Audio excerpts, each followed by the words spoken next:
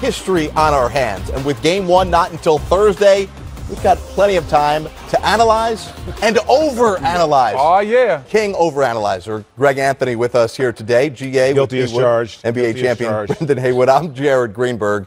Crazy that this summer's two most coveted free agents are on the Warriors and Raptors, the two teams that will play in the NBA Finals this year. So let's begin with how we got here for Toronto. Think about the gamble that Masai Ujiri, GA, took last summer by not only trading away DeMar DeRozan to acquire Kawhi Leonard, but also in firing the coach of the year in the NBA, Dwayne Casey. Looks like it's played out pretty well. About as well as it could, really, if you think about it. And it was a tremendous gamble to replace Dwayne Casey, who had had so much success, the most successful stretch that franchise had ever had, and then to trade away, a native son, if you will, in DeMar DeRozan, who had become the all-time best player, arguably in franchise history. But nobody's talking about those two right now because of what Kawhi Leonard and this new version of the Raptors have been able to accomplish. I definitely agree with Greg right there. Masai took some gambles, but all those gambles paid off. Some people were critical of it. Myself, I didn't really know how this would work. I thought gambling on Kawhi, a one-year rental, and trading away DeMar, somebody that's been an all-star who all of Toronto loved and embraced. I was like, I don't know if this is the right move. But that's why I'm sitting here. And besides pulling the big-time strings, he gets paid the big bucks. He did an excellent job, put this team together. They've come together quite well. Kawhi has led them somewhere where they've never been before. They have a great chance to win this series. Well, Saturday night, after clinching that spot in the NBA Finals, Raptors president Masai Ujiri was looking and feeling pretty good, and he didn't mince any words when he called Kawhi Leonard the best player in the league. Whoa. And in case you were wondering, Kawhi confirmed there's absolutely no chance that those words were going to his head and affecting his ego. I don't really judge my, game like that. I'm more of a team aspect, see what my team is doing. Just want to win. I don't care about being the best player. I want to be the best team. I always said that. And, just before the season when we made the trade, Masai felt that way about me. He told me how he felt and why he made the trade. And it's turning out. It's turning out well now. I mean, we're in the finals and we're not done yet. Okay, well, our next topic here as we look ahead to the NBA Finals comes with a big asterisk. I understand that. We don't yet know the status of Kevin Durant, when and if he will play at all. And we'll talk a little bit more about Durant later on in the show. But B. Wood, factor however you want to factor this in. Where does Kawhi Leonard rank among the best players in the NBA Finals in 2019? In the NBA Finals, you said we're factoring Kevin Durant in? However you want to do it. This is your world, B. Wood. We're just living in it. I like the way you said that, man. I'm glad you started to see things my way. It is my world. But if we're going to factor in Kevin Durant, I think I would have Kevin Durant as the number one player in this series. Then I would put Kawhi in. And then I would put Steph number 3. I know that's not going to be popular to some people, but because of the aspect of offense and defense that Kevin Durant and Kawhi both give you, I think that's where I would go. So for me, I would have Kawhi as the second best player in this series behind Kevin Durant. But there's a strong chance Kevin Durant might not play, might be injured or hobble. So we might be looking at Kawhi being the best player in this series. Yeah, I'm going to play devil's advocate because I like to. I think you could make a strong argument for Kawhi if Durant plays. Because, listen, you can never take away the greatness of Kevin Durant. Mm-hmm. I mean, I think he might be the most underrated superstar ever. Yeah. I don't think he gets enough credit for how great he is. Wow. But having said that, when you look at because it's easy to forget how good Kawhi Leonard was. He was a Finals MVP as well. Yeah. He was on his way potentially. He had, 23, 24 in that game before Zaza Pachulia undercut him to basically end his San Antonio run. He had the load management. But when you look at his ability to score it, he's as efficient as almost anybody else in terms of the top superstars in our league. But he is by far, and Draymond Green gets a lot of credit, and he is a terrific defender. But in my estimation, Kawhi Leonard is the best defender in basketball. I mean, that guy is incredible. And if you ask the superstars in our league, they may not say it publicly, but I guarantee you none of them like being guarded by Kawhi Leonard. He is that much of an impact on the game. So to clarify, Kawhi Leonard is the most underrated superstar. No, I was talking about Kevin Durant. Kevin Durant, I think, is the most underrated. I don't think he gets enough credit when you look at the plethora of greats of all times. I think because being in LeBron's generation, I don't think we value him enough. But when it's all said and done, when you look back, I think he will capture the spot that he should have, because that guy is incredible as well. I think a lot of people gloss over Kevin Durant's greatness because a lot of people didn't like his decision. Yeah. And they hold that against him. They didn't like the move to Golden State. Whether you liked it or whether you love it or you hate it, you still got to respect what he has done since he's been there and how he has been a major factor in them winning. Like it or hate it, we're going to show you the season series from the Raptors and the Warriors. And the reason why I say like it or hate it is because you could probably throw this out the window, considering that neither team played either game at full strength. There was no Curry in the first matchup. There was no Kawhi in the second matchup. So we don't really know what we can learn, if anything, from those two games. But let's start here with the Raptors. GA, what will be the most important factor for the Raptors in the NBA Finals?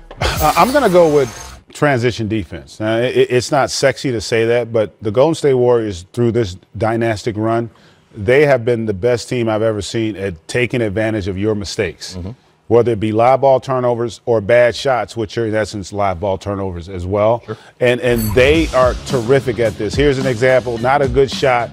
They're able to get out. Look at Pascal Siakam. He identifies the ball. Now, he's on the right wing where Andre Iguodala is. Now, they miss Steph Curry on the left wing. But how about him guarding that three and able to recover and block the shot? Wow. That length and athleticism makes you uncomfortable. Here, this is a live ball turnover. But look at the sprint to get back. And even though Klay thinks he already knew he had problems because he went for the reverse, forces another miss. Again, here, not a bad shot by Ibaka, but he doesn't get it. Another transition opportunity, this time with Durant. They've got their load management right there. As you can see, they're there trying to be prevented, and they get the strip and force the turnover. So those plays, to me, are going to be vital, because I think Golden State lives off of mistakes. And they kill you like none other with threes in transition with Klay and with Steph. If you can minimize those possessions where you're not giving them 12, 15, 18 points a game off of your careless mistakes, it gives you an opportunity to have success in the series. What's the most important factor for the Raptors? Well, I love your fact about transition, D. I think that's very important. But guess what is equally important? How are you going to handle the screen and roll with Steph Curry and the Splash Brothers? How you handle that, I think, will be what dictates this series, especially for Toronto. They have to be up at the level of the ball. You see right here, Chris Paul, not behind the three-point line, up at the level of the screen, making sure he's well above it. Look at PJ Tucker. He gets into Steph Curry's space. He's challenging Steph Curry, forcing him to take a tough contested two. That is the shot that you want Steph Curry to make. He's very capable of hitting it, but that's how you have to play defense. You have to be up at the level. Once again, you see Gordon right here. He's up at the level of the screen. PJ Tucker comes off. Aggressive switch. Now, Houston could be a little bit better defensively. Both guys should be loading up so that Draymond can't get downhill. That is an adjustment you will have to deal with, the Steph Curry-Draymond pick and roll. Capella does make a great play at the rim, though, but the load up will be important. Toronto's going to need to do that. And this is an important play right here because Capella moving his feet well. Steph Curry's still going to hit the shot. But when he gets the switch there, Capella is a big that is up to the level. We call that switching to touch. When you switch, you can't take a step back. Most bigs, when we switch screen and rolls, we like to do the opposite. We like to take a step back, space guards out, give them space to take their jumper, and then we try to contest late. With Steph Curry, you have to be up at the level, switch, force him to drive to the basket, and hope your teammates are able to help you out. This will be very important because Marc Gasol doesn't have the foot speed of somebody like a Capella, and what he does in the screen and roll will dictate how many minutes he gets in this series and how the series will be played out. We'll talk about some personnel pairings a little later on in the program, but GA, let's flip it and go to the Warriors here. What is the most important factor for them? Health. I mean, they basically have three starters that we don't know about. Right. And they're not just any starters, right? DeMarcus Cousins, Kevin Durant, and Andre Iguodala, who, oh, by the way, has also been a Finals MVP. So not knowing whether they're going to play and how effective they can play. I just think that this team, Toronto, unlike Houston, who is a great defensive team as well, they don't have the length, though, Houston, or the athleticism that this group does. And so I think this series is where you want to have the greatness of Kevin Durant, the impact on the interior from a guy like DeMarcus Cousins and obviously also Andre Iguodala. We're going to ask you for predictions later, but do you feel the Warriors need Kevin Durant to win this series? Listen, they're a great team. They can beat anybody, but I do think that this is a series where his value will show the most of any they've played this season. All right, most important factor, B. Wood, for the Golden State Warriors. I think the most important factor is definitely the Splash Brothers and how they play. We saw them, when Kevin Durant go down, we saw them win 5 games in a row. And it's because Klay Thompson and Steph Curry stepped their level up. Steph, this was the best version of Steph I have ever seen as far as playoff Steph Curry. He really took his game to the next level. Their shooting, decision-making, playmaking ability, the way they stretch the court out, the way they move without the ball is so important to what they do offensively. Just having those guys on the court and what they do motion-wise, that gets everybody else involved. That gets Draymond Green when in the screen and roll areas where he's able to get downhill and get those 2-on-1s at the rim. Gets guys like Looney open, guys like Sean Livingston. So the Splash Brothers, how they play, their decisions, when they decide to take tough shots, when they decide to defer to their teammates, and more importantly, their spacing on the court and taking the tough shots in the clutch, that will be key to the series. B. Wood, it's so funny that coming into this series against Portland, we wondered if the bench and the others were going to be enough. And then we come out of that series saying maybe we overlooked them. But did we overlook them, or did just Steph and Klay and Draymond playing so well make everybody else that much better? That's what great players do. Yeah. Like, guys like myself and GA, we played in the league a long time, but we were great role players, and we were fortunate to play with some stars. And stars make role players' jobs easier. And that is exactly what Steph, Klay, and Draymond did. They made life a lot easier for guys like Looney, Bell, Jerebko, and all those guys that came off the bench. They didn't have to worry about doing anything they couldn't do. Yep. Just play within the system, set some screens for us, we'll get you open, we'll make the tough plays. You just make sure you finish and make the right basketball play. And we saw all those guys on the bench get very valuable minutes, and I think everybody at a certain time in that series that came off the bench had an impact. All right, as you see on the bottom of your screen right now, our NBA Finals coverage live from Toronto begins on NBA TV Wednesday at 1 p.m. Eastern. That's 10 a.m. Pacific with media availability. You'll want to join us live from Toronto. Coming up next, we will talk about Golden State Warriors injury list. Plus, how do these guys think the Warriors are going to defend Kawhi? We'll talk about it next. 0. Nobody more in the zone these days than Steph Curry. Let's review what the first-team All-NBA selection did to the Blazers, becoming the first player in league history to score at least 35 points in the first 4 games of a conference final series while winning all 4. And Curry scored a total of 146 points against Portland, the most scored by a player in a 4-game series sweep in the history of the NBA. As we continue to get you set for the 2019 NBA Finals, let's bring in Logan Murdoch, who covers the Warriors for NBC Sports Bay Area. Logan, Kevin Durant, we hadn't heard from him in a while until the other day. What was your takeaway from what we heard from Durant, and what do you believe we will see at any point during the Finals? Will he be on the court? I think that's going to be a tricky thing because the calf injury is worse than he expected. It's not like a couple years ago where he only missed a week. It's going to take some time, and it's telling that DeMarcus Cousins is far along in his rehab, way more far along than Kevin is. So it's going to be a tricky injury, and we'll see what happens. How much confidence do you think this team has gained if they don't have Durant because of what they were able to do to finish off the Rockets and then get through the Blazers without Kevin?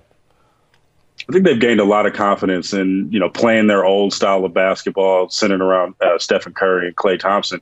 And also Draymond Green. I think that they played really well in that Portland series, and that gave them a lot of confidence. But they know that they are not not a better team without Kevin Durant. And I think that they've said that, and they know that in their heart of hearts, and they need him back in the fold.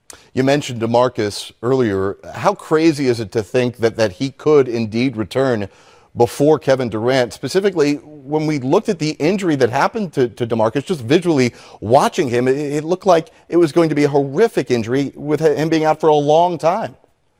Yeah. It looked like the end. It looked like a lot of repercussions for him that he probably didn't want with that injury. But it's pretty much a miracle that he's back the way he is, considering how you saw his his quad as he was walking off the court. He's been playing really well and practicing really well since over the last few weeks. And Steve Kerr said that he's going to be an instrumental part if he does come back. And we'll see what happens. But they need him going into the series. What has been the approach here for Steve Kerr, who has been through these long layoffs before, to make sure that the rust factor doesn't outweigh the value of the rest that the Warriors are getting before the start of the NBA Finals? Well, yeah, I talked to Steve Kerr about this, and he wants to scrimmage really, really hard, but also give the players their rest. They had an off day today. They're going to go scrimmage tomorrow on Monday, and probably have a practice again on Tuesday. He wants to kind of have that balance of rest versus throwing off rust, and I think that he's done a good job of that. But honestly, we're not going to see how effective that approach is until Thursday night. Logan, we've all had our fill of Drake over the last couple of weeks during the Eastern Conference playoffs. What level is this going to be raised to when it gets to Drake versus the Bay Area? Well, it's going to be interesting because Drake has a lot of Bay Area ties. You talk about, he has a lot of respect for E40, Mr. Fab, even Too Short. He did the song The Motto, which has Bay roots. So I think that he's going to have a lot of respect, but there's going to be a lot of playful jabber. I mean, E40 posted it on his Instagram, kind of we're ready, and Drake commented on it. So I think there's going to be a lot of back and forth because he's comfortable with the Bay and the Bay is comfortable, giving a couple digs at Drake. Logan Murdoch from NBC Sports Bay Area. Appreciate your time and your knowledge. Thank you for having me. All right, guys. Good job on that interview. Yeah, thank you. Logan did all the work there. You killed it, man. You killed it. How big of a factor is Drake going to be here? Have you had your fill, B-Wood? Drake's going to be zero factor. Come on. Draymond's going to talk to him. Listen, Drake's going to be a factor for us. People in the media, we're going to watch him. And E40. Yeah. I'm going to be bumping both their music. Oh, for sure. But listen, it's the NBA Finals. He's not affecting anything on that court. I love the shout out. I love the tribute to Tupac last game, though. Dressed like Birdie from above the rim. That was kind of fly. All right, let's talk on the court, the stuff that will obviously impact the results. Kawhi has been almost impossible to stop over the first 3 rounds of these playoffs. So tell us, fellas, how are the Golden State Warriors going to game plan to try and slow down Kawhi Leonard? I think one of the biggest things you have to do when you're playing against somebody that's that talented is make sure that it's a group and team effort.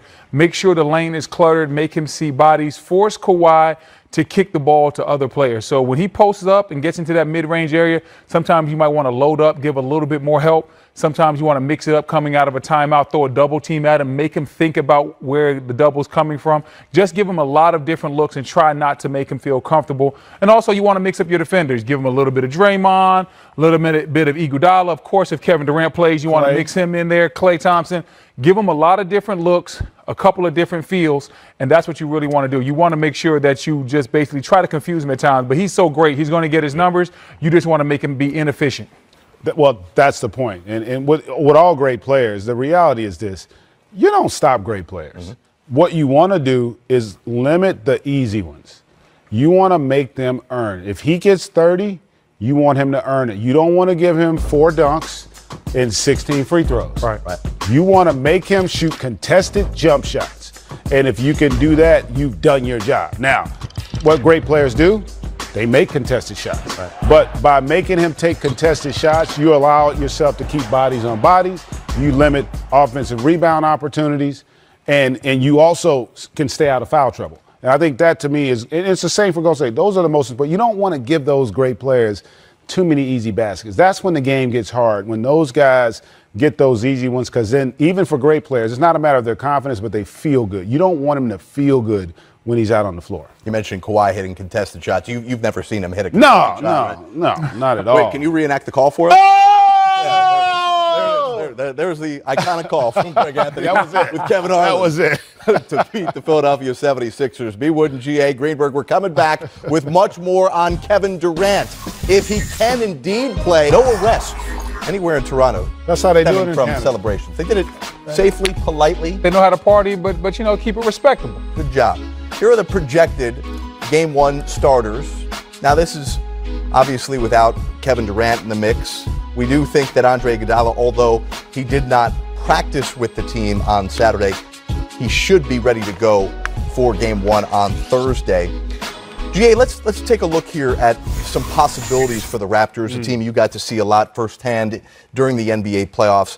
There's this big lineup that Nick Nurse didn't really go to until the second round against Philadelphia. Siakam, Ibaka, and Gasol played 6 total minutes together the entire regular season.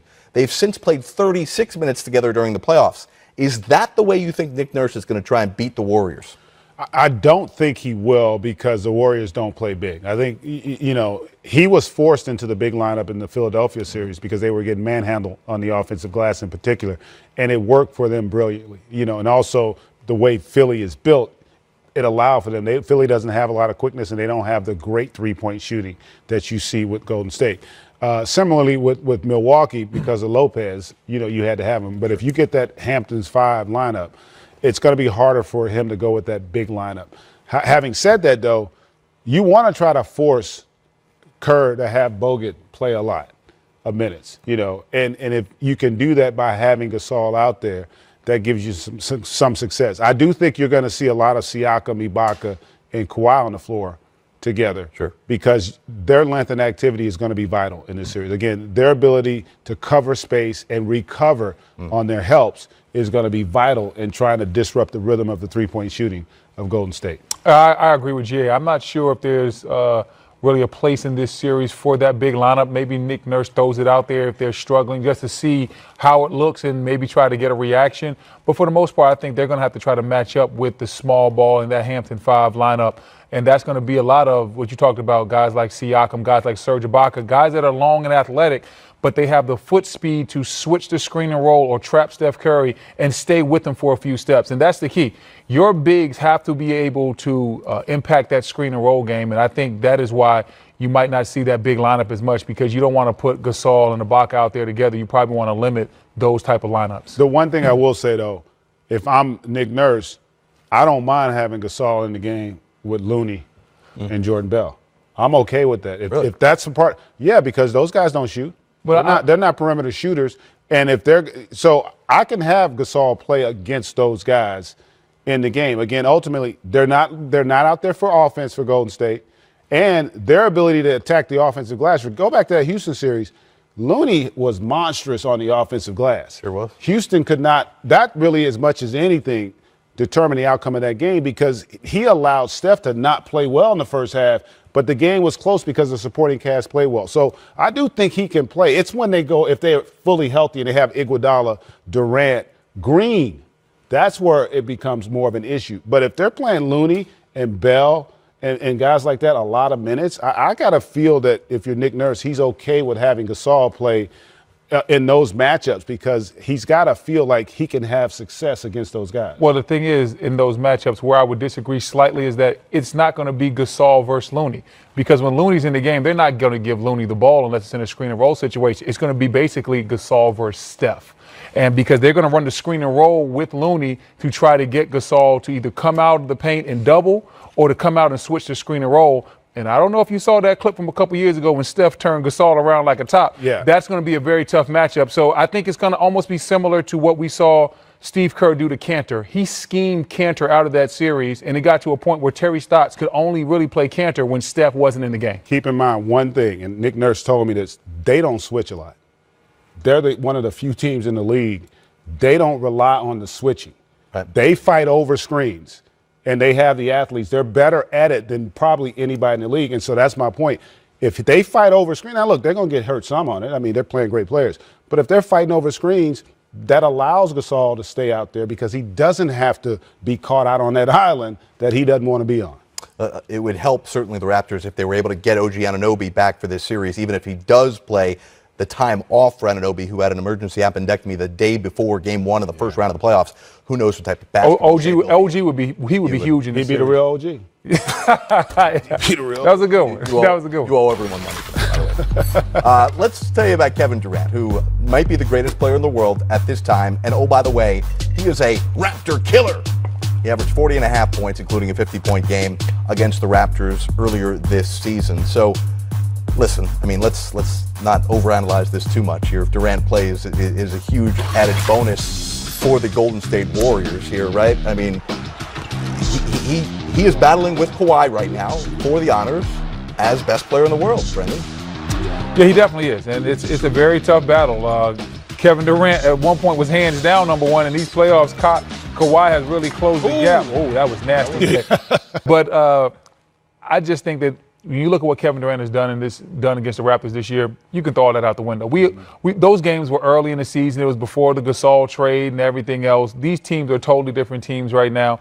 We're not sure what Durant's health is going to be. So at the end of the day, I don't really put too much stock into what KD did before the playoffs started right now. Gee, I don't know if you heard what he said the other day. We heard from Durant for the first time in a long time, and a reporter innocently said how they have been playing without you, and he quickly said, no, how we have been playing, our team, not their team, our team, right? So trying to still make himself part of the team even though he's not playing. Well, he's trying to remind others. They know he's part of the team. Right. And the reality is, as good as Houston was, I go back to this will be the best defensive team they have faced.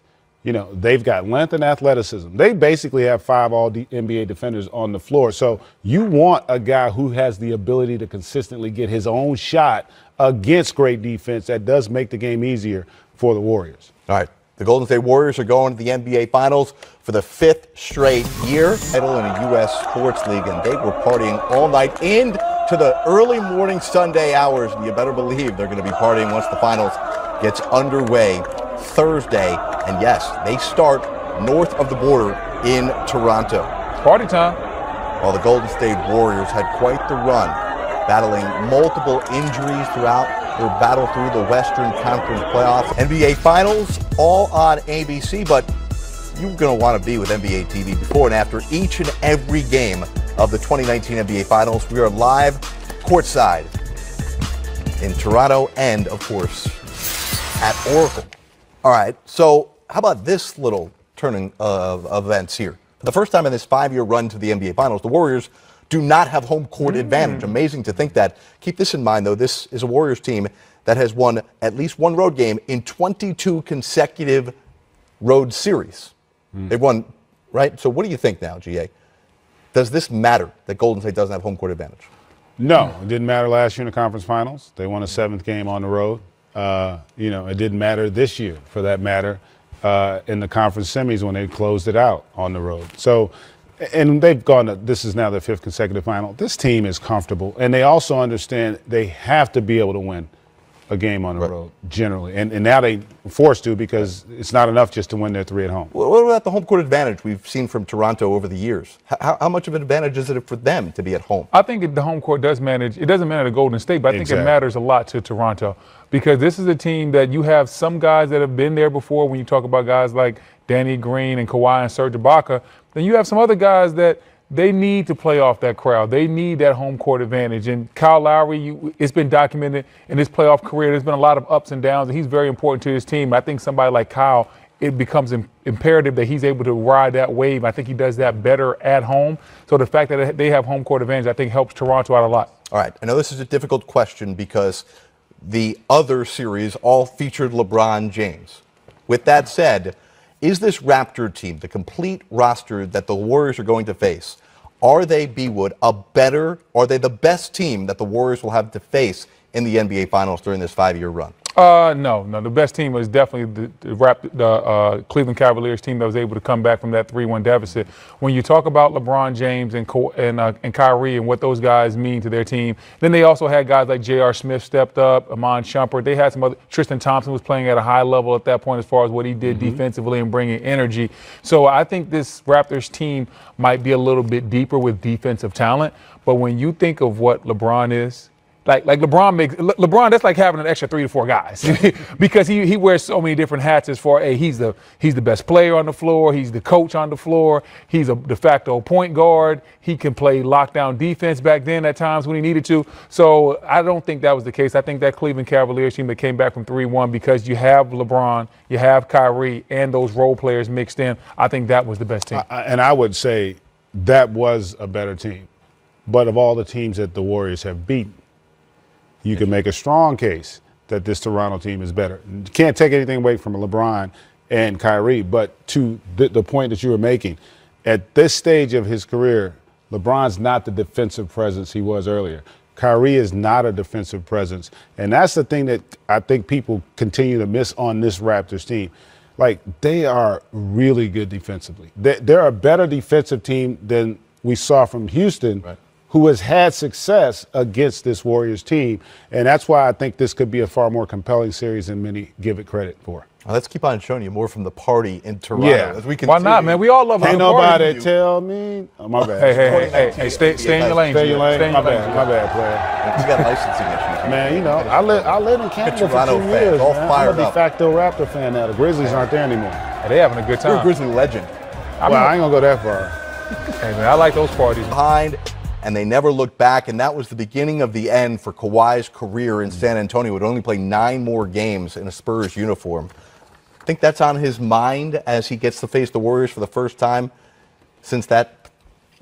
I don't think it is. I think he really understands the opportunity that he has in front of him. And that's the one thing about the truly great athletes, and Brendan knows this, their ability to kind of stay in the moment. That's what makes them special and gives them a chance to achieve something that nobody probably thought we would see with the Raptors being in the finals this year. First time in the playoffs. Yeah, and with the type of person that Kawhi is and how he carries himself, he's focused on the task. Plus, Jaja ain't there. Yeah, he's focused on the task at hand. All He's right, not worried guys, about that at all. Most importantly, B. Wood, who you got, how many games? Well, I'm not sure if Kevin Durant's going to play in this series. I'm going to go into my prediction like he's not playing. I'm going with Golden State in 6. The Splash Brothers get it done. Take us back to 2015 when they got it done before KD got there. Yeah, I think Kevin Durant not playing is such a big deal for me. If he doesn't play, I think the Raptors have a chance to win. I'm going to say 7. If he doesn't play. Gentlemen's bet. You got it. Gentlemen's bet. If he doesn't play. Hey, man, y'all make sure GA got